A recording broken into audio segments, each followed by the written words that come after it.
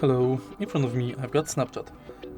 In this video I'll show you how to create private story in this app.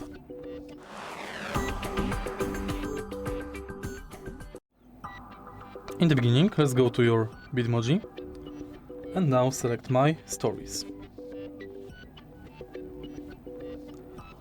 Select New Private Story, select Friends, Create Story.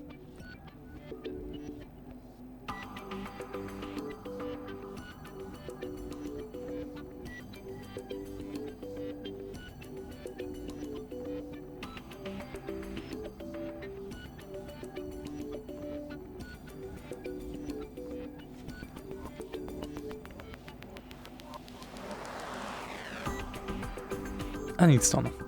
If you find this video helpful, please leave like, comment and subscribe.